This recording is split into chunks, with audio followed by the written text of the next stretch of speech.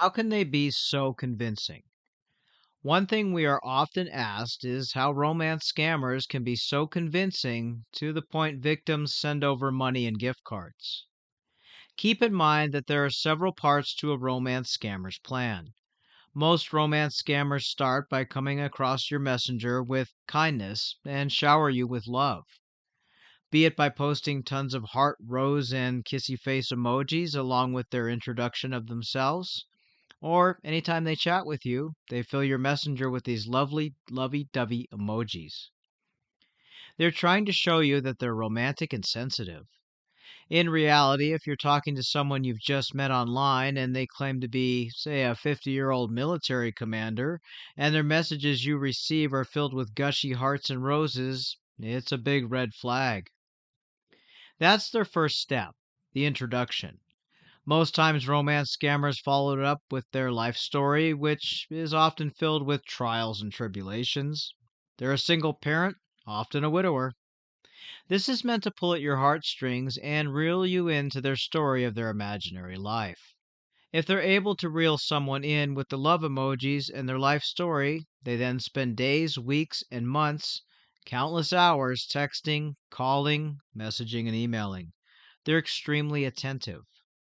In fact, most romance scammers are so attentive, they will drive their target victim into a frenzy by constantly sending messages asking where you are, calling late at night, in the middle of the night, and more. They wear down the person through sleep deprivation as well. All romance scammers' moves are calculated, and often done so with steps to ensure that they have you totally hooked. Many romance scammers tell us that the person they spoke to knew all the right things to say and knew how to say them just at the right time. The biggest piece of the puzzle is their stories.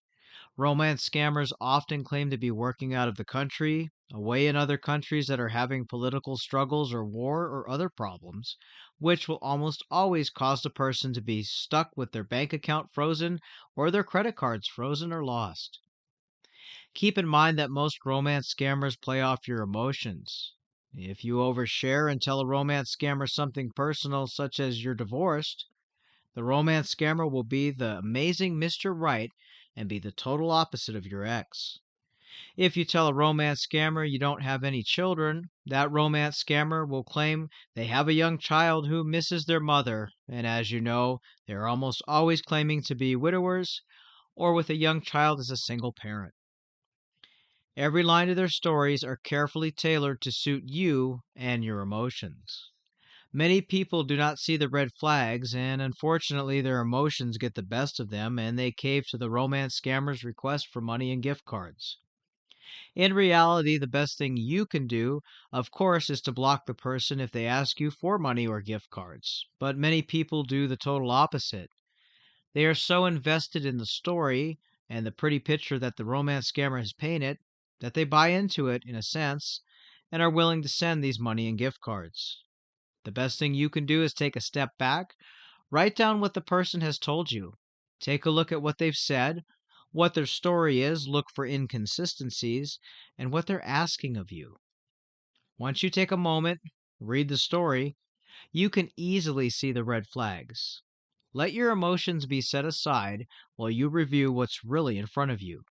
Above all, do not rush to send any money or gift cards. See the red flags for what they are and see through their stories. Stay safe.